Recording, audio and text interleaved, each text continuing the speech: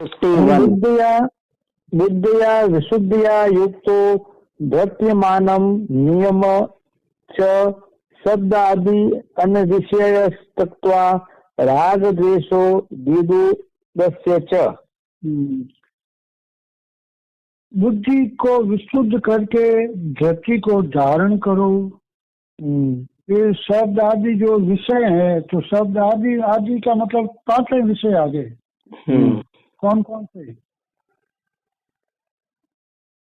एक दिया विषय का नाम खाली शब्द आदि, तो आदि में शब्द के अलावा और कौन कौन से 4 है? वो स्पर्श रूप रस गंध। हाँ, यही है। शब्द स्पर्श रूप रस गंध, ये 5 है। तो इसमें मेन शब्द है, इसलिए एक ही नाम दिया, फिर आदि लिख दिया। तो इनको 5 जो विषय है इनका त्याग कर दो, राग द्वेष से परे हो जाओ। तो जो सांख्य योगी साधक परमात्म तत्व को प्राप्त करना चाहता है, उसकी बुद्धि विशुद्ध मतलब सात्विकी हो, उसकी बुद्धि का विवेक साफ साफ हो, वेदांत का श्रवण मनन और निध्यासन करके शुद्ध विषयक बुद्धि प्राप्त करनी चाहिए। कदम मिलते जुलते हैं, पहले सुने और सुनने के बाद में उसका मनन करें, और मनन करके फिर निज आचरण में ढाले, ये निध्यासन है। तो ब्रह्म विषयक जो बुद्धि ही शुद्ध बुद्धि है, ब्रह्म विषयक बुद्धि ही शुद्ध बुद्धि है, और ब्रह्म है वो निर्गुण निर्विकार और निर्विशेष है। तो इसके लिए क्या करें? ब्रह्म ज्ञान के लिए वो आगे के श्लोक में दिया है 52 जी 52 52 विविक्त सेवी लघु आसी यत वाका काया मानस ध्यान योग परो नित्यम वैराग्यम समुप आश्रिता। और वो ब्रह्म ज्ञान के लिए क्या करे? 4 चीजें बताए इसमें। एक तो विविक्त सेवी हो। अब इसमें 2 भाव है विविक्त सेवी में जी। एकांत स्थान में पवित्र स्थान में रहे वो। एकांत में योगी या भोगी। योगी भी एकांत ढूंढता है, भोग करने वाला व्यक्ति भी एकांत ढूंढता है। तो ये विविक्त सेवी हो। दूसरा लघु आशी, कम भोजन करे, ऐसा भोजन करे जो पच जाए, सरल सुपाच्य भोजन, ये लघु आशी। वाक काय और मान, ये 3 वाक यानी वाणी, काय यानी शरीर, मान यानी मानसिक। ये पहले ही आया हुआ है तप में भी, शारीरिक वाचिक और मानसिक 3 प्रकार के कर्म। और फिर चौथा दिया ध्यान योग। तो वो वैराग्य को प्राप्त हो जाएगा, तो उसको ब्रह्म ज्ञान हो जाएगा। तो ये चीजें हेल्प करेगी उसकी। विविध सेवत एकांत में रहेगा, अल्पाहार करेगा, और फिर बोलने बैठने उठने चलने में भी कायदा रखना होगा। लोग वेद स्मृति उपनिषद मंत्र पढ़ लेते हैं, लेकिन सामान्य कायदा भी नहीं आता। स्कूलों में पहले शिष्टाचार सब्जेक्ट आता था, नैतिक शिक्षा, मॉरल साइंस। उस समय मॉरल एजुकेशन एक सब्जेक्ट होता था। उसमें बताते हैं कि विद्यालय संबंधी शिष्टाचार, कक्षा संबंधी शिष्टाचार, भोजन करने संबंधी शिष्टाचार, सभा में बैठने संबंधी शिष्टाचार, बात करने संबंधी शिष्टाचार। अब ये चीजें तो कोई मिलती नहीं है कहाँ? सही बात है। मोरल वैल्यू है कहाँ? डे बाई डे कम हो रही है। शिष्टाचार है कहाँ? अब क्या भोजन के भोजन कर लिया, और भोजन में शिष्टाचार क्या है? और इससे अच्छा तो मॉरल एजुकेशन की जगह तो जो बड़े बुजुर्ग जो गाँव में वंशानुगत कर रहे हैं वही शिष्टाचार है। समझो वही श्रुति स्मृति ग्रंथ है, तो उनकी कई बातों को फॉलो करो प्रैक्टिकली। तो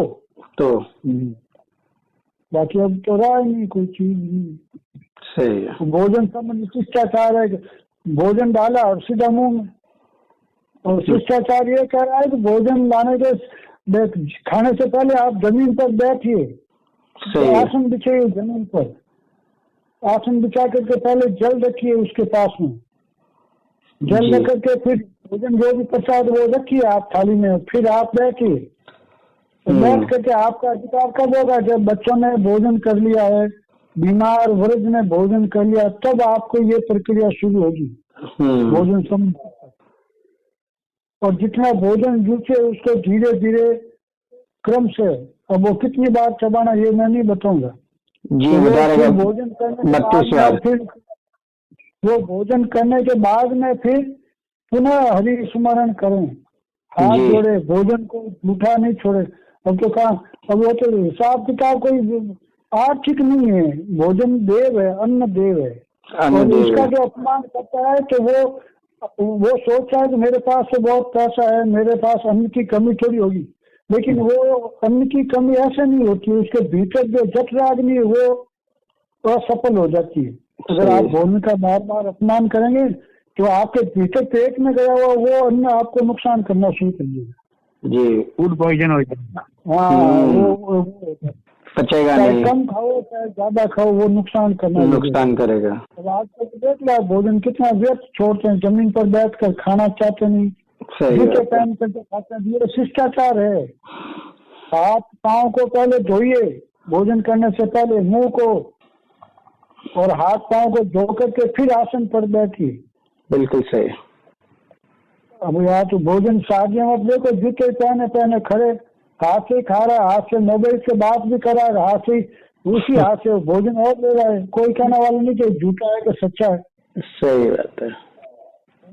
तो ये शिष्टाचार है नहीं, तो फिर भोजन में सत्गुण आवे कहाँ से? सत्वगुण, वो भोजन तो तामसी सबका था, और इसीलिए संत लोग खाते ही नहीं है। विद्वान लोग है या तो साधक है, ऐसे विवाह शादियों में भोजन ही ग्रहण नहीं करते, न जाते हैं। तो बनाने वाले कौन से कोई आपके पास लाइसेंस लेकर के आए हैं कि वो शुद्ध सात्विक है, पदार्थ शुद्ध है? ये कोई आपके पास थोड़ी प्रमाण है इसका। नहीं है। चलिए सर, पढ़िए आगे। करिए 53 53 बोलिए। अहंकार, बल, दर्प, काम, क्रोध, परिग्रहम विमुच्य निर्ममम शांतो बहभुवाय कल्पते। ब्रह्म बुराई कल, ब्रह्म को प्राप्ति कैसे हो जाएगी? तो अहंकार खत्म करें, बल, दर्प, काम, क्रोध, तो इनका परिग्रह करें, रोकें इनको, काम क्रोध को कंट्रोल करें। जी। निर्मम, ममता रहित। जिन व्यक्तियों वस्तुओं को हम अपनी मानते हैं तो वे अपनी नहीं रहेगी। उनका उपयोग या सेवा तो कर सकते हैं पर उनके अपने पास नहीं रख सकते। उनका उपयोग तो करो, लेकिन आप दबा करके रखोगे तो मैं तो दूसरे को लेने ही नहीं दूंगा, तो ये नहीं होगा। पर धरती माता है, आप रहिए, सूर्य भगवान है, आप रोशनी लीजिए, लेकिन दूसरे को नहीं मिले ऐसा गलत है, ऐसा नहीं कर सकता। सही बात है। ममता रहित और शांत मनुष्य परमात्म प्राप्ति का अधिकारी बन जाता है। बता दिया है, ममता खत्म हो गई, शांत हो गया तो वो मनुष्य भगवान को प्राप्त हो जाएगा। वो ब्रह्म भूयाय कल्पते, ब्रह्म को प्राप्त हो जाएगा जी, पात्र हो जाएगा वो सच्चिदानंद ब्रह्म का। जी 54 18वें अध्याय का। ब्रह्म भूत प्रसन्न आत्मा, न सोचती न काक्षति, समय सर्वेषु भूतेषु मदिक्तम लभते पराम। जो ब्रह्म भूत है, प्रसन्न आत्मा है, जिसको तत्व ज्ञान हो गया है, तो वह न शोक करता है, न चिंता करता है, न आकांक्षा करता है। वो सभी भूतों में मुझे देख करके मेरी भक्ति को, मेरी परम भक्ति को प्राप्त होता है। ज्ञान योग के जिस साधक में भक्ति के संस्कार होते हैं, जो दुराग्रह नहीं रखता, भक्ति का खंडन या निंदा नहीं करता, तो उसे मुक्ति प्राप्त होने के बाद भक्ति की प्राप्ति हो जाती है। अच्छा। अधिष्ठान चेतन का जो नाम है तत्पदार्थ दृष्टा, और चेतन का नाम है त्वम पदार्थ। अधिष्ठान चेतन तो है तत्पदार्थ, तत् यानी ईश्वर, और अधिष्ठान चेतन क्या तत्पदार्थ, और दृष्टा जो चेतन है वो है त्वम पदार्थ, दृष्टा जीव। जी। हाँ, जी। नेक्स्ट। जी 55 55वां। भक्त्या माम भी अजानति यावनस्य चास्मि तत्वतः ततो माम तत्वतो ज्ञात्वा विशते तद अनंतरम। ऐसा जो प्राणियों में संभाव वाला योगी है वो मेरी परा भक्ति को प्राप्त हो जाता है। समस्त प्राणियों में संभाव रखे तो वो योगी परा भक्ति को प्राप्त होता है, और उस परा भक्ति के द्वारा वह मुझको प्राप्त होता है, मतलब परमात्मा को। मैं जो हूँ और जितना हूँ वैसा तत्व से वो मुझे जान लेता है। ज्ञात्वा विशते तत् अनंतरम, इसके अनंतर वो मुझे जान लेता है। तो परमात्मा देश काल वस्तु से अपरिचिन्न है, अपरिचिन्न यानी एक है, और प्रत्यक्ष चैतन्य अभिन्न ब्रह्म है। तो वो ज्ञान मात्र होते ही तत्व रूप से परमात्मा को जान लेता है। रूप के अज्ञान के कारण ही यह कर्म का संबंध अपने में मालूम पड़ता है कि ये कर्म मेरे है, मैं करता हूँ। ये अज्ञान के कारण ऐसा एहसास होता है उसको, भ्रांति। जीव का परमात्मा में प्रेम स्वतः है, क्योंकि परमात्मा का ही अंश है जीव, तो परमात्मा का अंश है। तो फिर अंश अंशी भाव एक ही हो गया, तो फिर वो स्वतः हो जाता प्रेम। प्रकृति के साथ संबंध जोड़ने के कारण परमात्मा से विमुख हुआ है, और ये भाव क्यों पैदा होता है ये भी इसमें कारण आ गया। तो परमात्मा से है ना, अंश से अंश है, विमुख हुआ है, इसलिए ये संबंध टूट गया इसका परमात्मा से। विभिन्न योग मार्ग पर चलने वाले साधक भगवान में प्रविष्ट होने पर एक हो जाते हैं। अब चाहे कोई भी योग हो, ज्ञान योग हो, कर्म योग हो, भक्ति योग हो, ये सभी मार्ग जाते वही परमात्मा तक ही है। जी। फिर वो एक मार्ग एक जगह पहुंच जाते हैं। तो क्या करना चाहिए, ये अगले श्लोक में इसका जवाब भगवान देते हैं। अच्छा जी 56 56वां। सर्व कर्मण्यपि सदा कुर्वाणो मद्ये आश्रय मत प्रसादात आपनोति शाश्वतम पदम अव्ययम। सभी कर्म है वो भगवान कहते हैं मेरे परायण हुआ जो कर्म योगी है, तो वो संपूर्ण कर्मों को सदा करता हुआ भी मेरी कृपा से अविनाशी परम पद प्राप्त हो जाता है। मेरी कृपा से, मत प्रसादात, मेरे प्रसाद से, मेरे अनुग्रह से, तो आपने प्राप्त कर लेता है क्या, शाश्वतम पदम, शाश्वत पद को प्राप्त करता है। वो पद होता है अव्ययम। इसलिए सर्व कर्माणि सदा कुर्वाणो, जितने भी कर्म है वो सब करो, लेकिन मद व्यापाश्रय, मेरा आश्रय लेकर के करो। भगवान भी केवल भक्त के आश्रय को देखते हैं, भक्त के दोष नहीं देखते हैं कि उसने कहा भूल की, ये नहीं देखते हैं भगवान। बस देखते हैं ये मेरा आश्रय कर रहा है कि नहीं। सही। क्योंकि रहती ने प्रभु चित्त चूक किए कि करत सुरति सय बार हिए की। प्रभु तो चूक नहीं देखते हैं, बस हृदय में वो विचार करते हैं ये कब मुझे याद करे। करत सुरति सम बार हिए की। और लिखा तुलसी ने कि जन अवगुण प्रभु मानन काऊ, दीन बंधु अति मृदुल स्वभाव। उनका तो स्वभाव ही बहुत मधुर है, मृदुल है। तो वो अवगुण तो देखते ही नहीं है प्रभु, न मान देखते हैं कि मुझे मान दे रहा है कि नहीं दे रहा है। तो मध्य व्यपाश्रय यानी मेरा आश्रय ले लिए।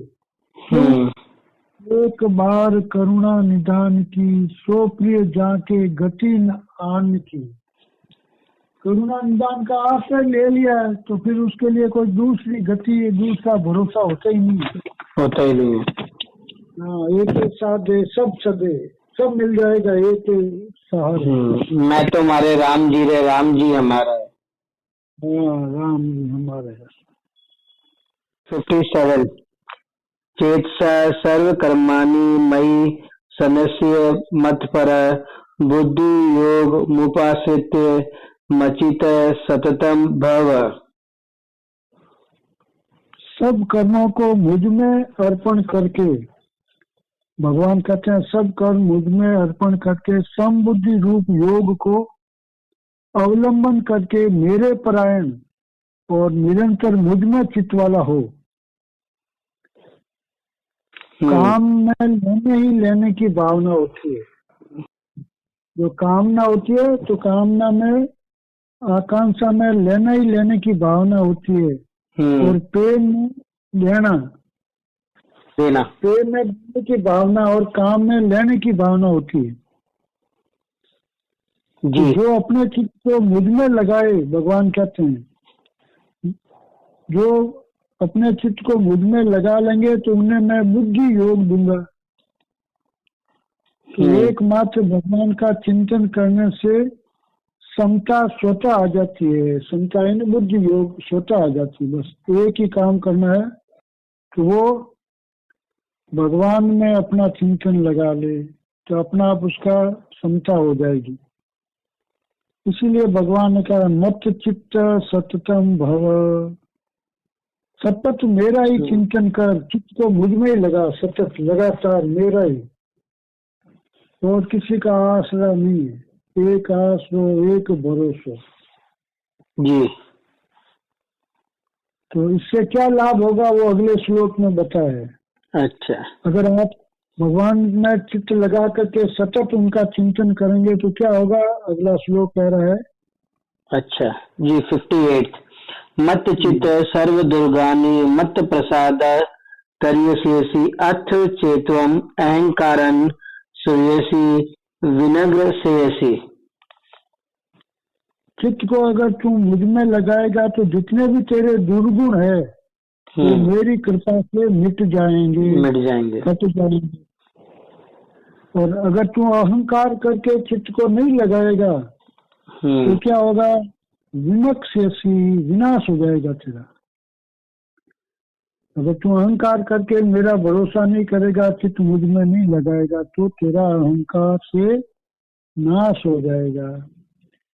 जिसका प्रकृति और प्रकृति के कार्य शरीर आदि के साथ संबंध है उस पर ही शास्त्रों का विधि निषेध, कर्तव्य कर्म और वर्ण आश्रम लागू होते हैं। और जो प्रकृति और प्रवृत्ति को मानता ही नहीं है, प्रकृति और प्रकृति के कार्य को मानेगा तो फिर उसके लिए, जो मानने वाले के लिए तो शास्त्र जो कहते हैं वो मानना पड़ेगा। शास्त्र जिसका निषेध करते हैं तो उसको छोड़ना पड़ेगा। कर्तव्य क्या है, वर्ण आश्रम धर्म क्या है, वो लागू हो जाएंगे उसके ऊपर जो वो धारण करेगा। शरीर आदि के संबंध को लेकर ही पाप पुण्य होते हैं। तो शरीर आदि है ही नहीं तो फिर पाप पुण्य नहीं होंगे। तो शरीर को मानोगे तो पाप पुण्य मानना पड़ेंगे। अच्छा। तो पाप और पुण्य होंगे तो फिर सुख और दुख भी भोगने पड़ेंगे। भोगने पड़ेंगे। भक्त का काम तो केवल भगवान का आश्रय लेना है बस। सही बात है। भगवान का ही चिंतन करना है, फिर उसके सब काम भगवान करते हैं क्योंकि वो उन्हीं का भरोसा कर रहा है ना। तो जब तक भगवान माया करते हैं तब तक समझना कि भगवान प्रसन्न नहीं है। और बुद्धि भ्रष्ट हो जाएगी तो सुन नहीं पाओगे और अहंकार नष्ट हो जाओगे। बुद्धि भ्रष्ट हो जाएगी तो फिर अहंकार आएगा तो फिर नष्ट हो जाओगे। नष्ट हो जाओगे। हाँ, तो भगवान की माया आती है तो समझ लो अभी भगवान की कृपा नहीं हुई है। तो माया क्या है? उचित को अनुचित माने, कर्तव्य को अकर्तव्य माने, अधर्म को धर्म माने, तो समझ लो ये भगवान की माया है, बाधा डाल दी है। जी। और नहीं मानेंगे भगवान की लीला को, भगवान की माया को, तो अगले श्लोक में और स्पष्ट कर दिया, अहंकार से अगर तुम नहीं करोगे तो क्या होगा, ये अगले श्लोक में। जी 59 यद अहंकार आश्रित्य न योत्यसे इति मन्यसे मिथ्य येष वेगासे अस्ते प्रकृतिस्त्वा नियोस्यति। यदि अहंकार के आश्रित होकर के तुम युद्ध नहीं करेगा तो क्या होगा, मिथ्या एष, ये तेरा काम मिथ्या हो जाएगा, क्योंकि प्रकृति त्वाम योग शेषी, तेरा स्वभाव बना हुआ है तो वो स्वभाव बस तो शांति से बैठ नहीं पाएगा।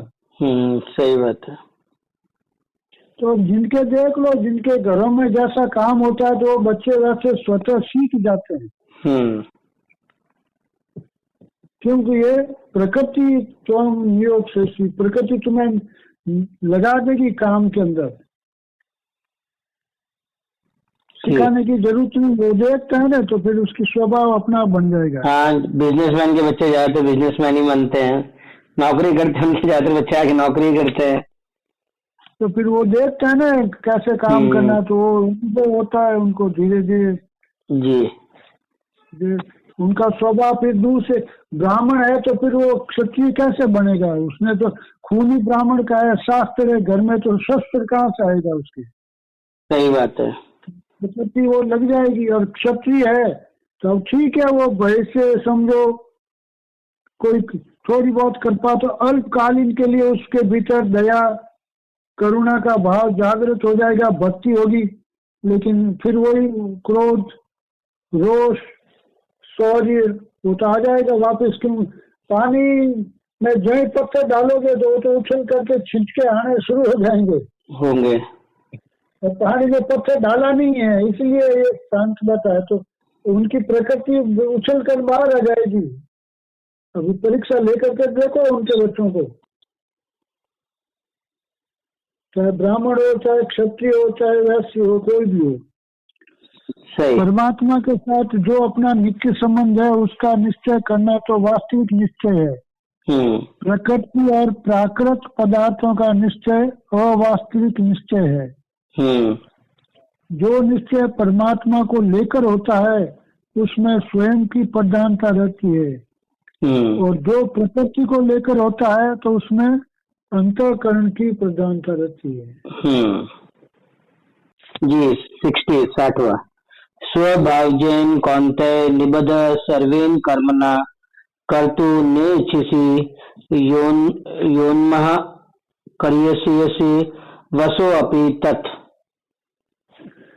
भगवान कहता है कुंती पुत्र, जिस कर्म को तू मोह के कारण करना नहीं चाहता है, लेकिन पूर्व का जो स्वभाव क्या नहीं, तो वो स्वभाव से तू बंधा हुआ है कर्म से, तो फिर बंधा हुआ है तो फिर तू रह नहीं सकेगा, पर्वत होकर के फिर तो थोड़ा डिले हो सकता है कुछ समय के लिए, बाकी तेरे भीतर की अग्नि तो प्रकट होनी आएगी, वो तो कब तक दबा करके रखेगा। क्लेवियम 20 अध्याय में कहा है, क्लेवियम माइस गमा पात तप त्रय उपपद्य थे शुद्ध हृदय दौर्बल्यम चित्त उत्कृष्ट परम तप। भगवान कहते हैं उठ जा परम तप, ये मलिनता ये क्लीवता तेरे में आई कहाँ से है। क्यों, वो जानते हैं कि ये स्वभाव है क्षत्रिय का, ये तो केवल दिखावा मात्र है, दया दया करुणा, ये तो कुछ क्षत्रिय का भाव आते ही ये सब चले जाएंगे वापिस। तो विहित कर्मों का स्वभाव स्वतः होने से स्व स्वभाव कहलाता है। शब्द है स्वभाव, अपना भाव। तो अपना भाव तो शुद्ध वैश्य क्षत्रिय और ब्राह्मण, इनका अलग अलग है, अपने अपने वर्ण के अनुसार भाव है इनका। और आश्रम के अनुसार इनका भाव बनता है। संन्यास आश्रम में उसका भाव अलग रहेगा, गृहस्थी का भाव अलग बन जाएगा, तो बालक है ब्रह्मचारी तो अलग भाव बन जाएगा। अब ये निषिद्ध कर्मों का स्वभाव आगंतुक है, इसलिए आगंतुक होने से पर स्वभाव है। आगंतुक मतलब आता है और चला जाता है, कोई चीज आई और गई रहने वाली नहीं। तो जीव स्वयं परमात्मा का अंश है और स्वभाव है प्रकृति का अंश। अब स्वयं स्वतः सिद्ध है और स्वभाव खुद का बनाया हुआ है। मैं तो स्वयं सिद्ध हूँ, लेकिन स्वभाव तो मैंने बनाया है। तो स्वभाव तो धीरे धीरे आगे पीछे कम ज्यादा होने लग जाता है अभ्यास से। मैं स्वयं तो चेतन हूँ और स्वभाव है जड़। तो ये जड़ चेतन की ग्रंथि पड़ गई, यद्यपि मृषा छूटत कछु नाई। ये ग्रंथि पड़ तो गई लेकिन ये छूटती नहीं छूटती। तो ऐसा होने पर भी जीव स्वभाव के परवश कैसे हो जाता है, वो आगे के श्लोक में स्पष्ट है। जी 61 ईश्वर सर्वभूतानां हृदय से अर्जुन तिष्ठति ब्राह्मे अन्य सर्वभूतानि यंत्र आरूढ़ानि मायया। भगवान कहते हैं ईश्वर सब भूतों के हृदय में स्थित है। वो हृदय में स्थित है, लेकिन जैसे यंत्र होता है ना, तो यंत्र जैसे घूमता है, बिजली है, बिजली गीजर में जाएगी तो पानी गर्म करेगा, प्रेस में जाएगा तो गर्म होगी प्रेस, फ्रिज में जाएगा तो ठंडा करेगा। बिजली तो एक है, न वो ठंडी है न वो गर्म है, लेकिन जैसा यंत्र है वैसी उसको ताकत तो मिल जाती है। तो बस ये जीव ही अपने अंतःकरण के कारण ऐसा बीज पैदा कर देता है। अच्छा। तो बगीचा है तो बगीचे में आम नींबू के पेड़ होते हैं, तो पानी तो वही है, जमीन वही है, हवा वही है, लेकिन आम मीठा हो जाता है, नींबू खट्टा हो जाता है। जबकि कोई पानी कोई खट्टा मीठा नहीं है, न जमीन खट्टी मीठी है, न कोई उधर हवा ऐसी कोई आ रही है अलग अलग दो पेड़ों के लिए। सही है। वो यंत्र ही ऐसे है ना, बीज ही ऐसा है। हाँ, वो बीज अंकुरित की क्षमता है, तो बीज के कारण ऐसा होगा। तो भगवान कहते हैं ईश्वर सब भूतों के भीतर है, सब जीवों के भीतर है, लेकिन जीव का जो खुद का अंतःकरण है ना, ब्राह्मण बन गया, कभी क्षत्रिय बन गया, कभी शूद्र बन गया, वो अंतःकरण जीव का ऐसा बन जाएगा। जी पढ़े 62। हाँ सर। जी 62 तमेव शरणं गच्छ सर्वभावेन भारत तत् प्रसाद पराम शांतिम स्थानं प्रापस्यसि शाश्वतम। फिर कहते हैं कि भाई भगवान कहते हैं भारत तू सब प्रकार से परमेश्वर की शरण में जा। सर्व भावेन भारे तमेव शरणम गच्छ, उसकी शरण में जा, भगवान की शरण में। तो क्या होगा, तत्प्रसादात, उनके भगवान के प्रसाद से, कृपा से, शांति स्थानम प्राप्यसि, तो ये शांति मिलेगी, और शांति भी छोटी मोटी नहीं, शाश्वत शांति मिलेगी, स्थायी शांति। भगवान की शरण में जाओ तो स्थायी शांति मिलेगी। जीव ईश्वर का ही अंश है, इसलिए भगवान ईश्वर की ही शरण में जाने के लिए करते हैं। ईश्वर के शरण रहने से अहंकार नहीं रहता है। जीव ईश्वर की शरण में नहीं होता है, वश में नहीं होता ना, तो वो प्रकृति के वश में चला जाता। जी ईश्वर के वश में नहीं, फिर प्रकृति के वश में जाएगा वो जीव, तो फिर उसमें ये दुर्गुण पैदा हो जाएंगे। 63 इति ते ज्ञानम आख्याताम गुहाद गोत्रम मया विमश्रे तद अशेषनस यथेच्छेषि तथा कुरु।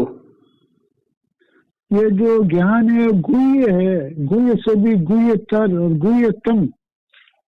गोपनीय से भी गोपनीय ज्ञान है, अति गोपनीय है वो ज्ञान मैंने तुमको क्या दिया, क्योंकि तुम मेरे ज्ञान को पूर्णतया जान सकते हो, अधिकारी हो तुम, इसलिए मैंने तुमको एक गहरी डीप रहस्य की बात की, जो 9वें अध्याय में भी कहा है ना भगवान ने। हाँ, राज विद्या राजगुह्य योग। गुह्य योग। हाँ, तो ये राज विद्या है, ये जो हरेक को नहीं आती, राजाओं के समझ में आती है, श्रेष्ठ लोगों के समझ।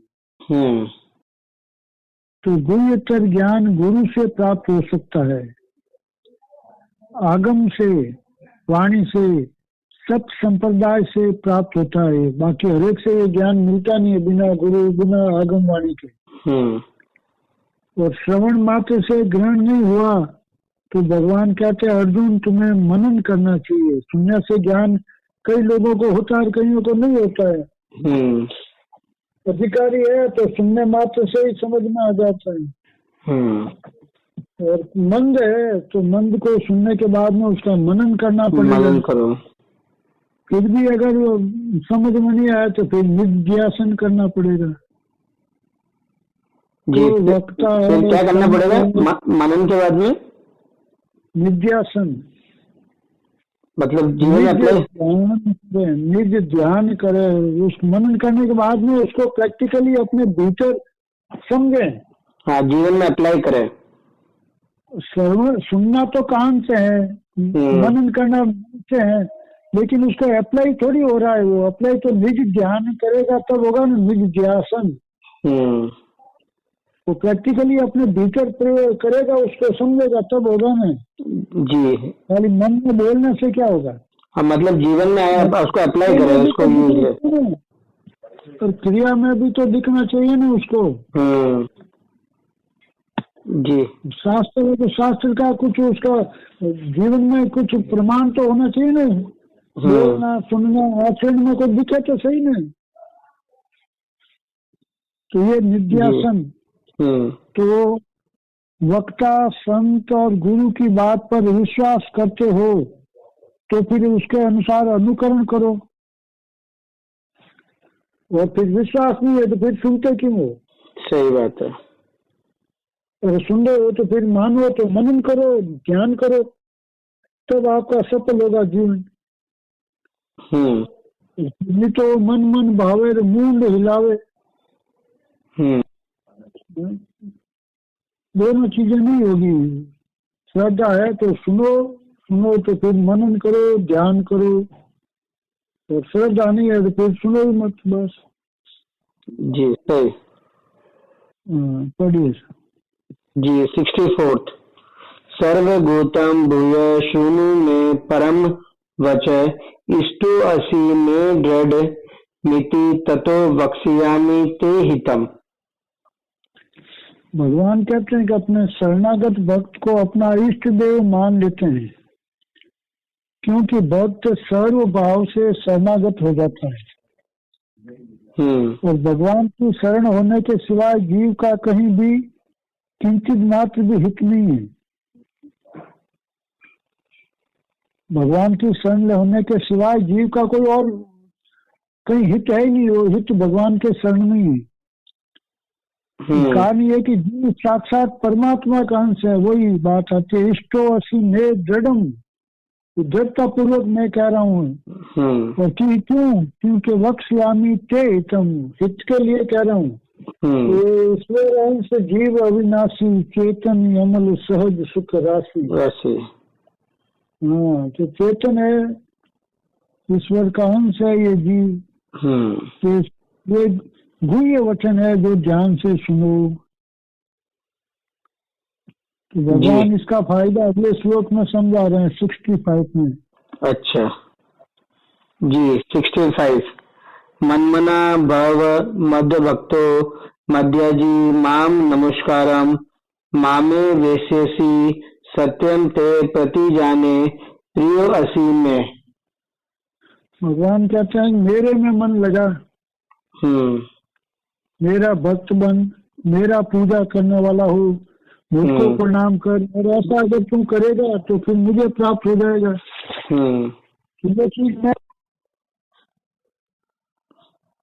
जी। यही बताया कि ईश्वर के भक्त बनो, ईश्वर को नमन कर ले। पूजा करो तो मुझको प्रणाम करो, वैसा तू करेगा तो मुझे प्राप्त हो जाएगा, सब भगवान से है। बिल्कुल सही, मुझको प्राप्त हो जाए। पूजा करता हूँ, हम्म। क्यों कर रहा हूँ? तो प्रिय है, इसलिए भगवान उसको समझा रहे हैं, बाकी नहीं कहते। जी। अर्जुन प्रिय है, इसलिए अर्जुन को इतनी लंबी चौड़ी 800 श्लोक सुनाए, 18 अध्याय कर दिए। 18 अध्याय 700 श्लोक सुनाए। जी। पहले तो 66 श्लोक है, उसमें कहा है कि अब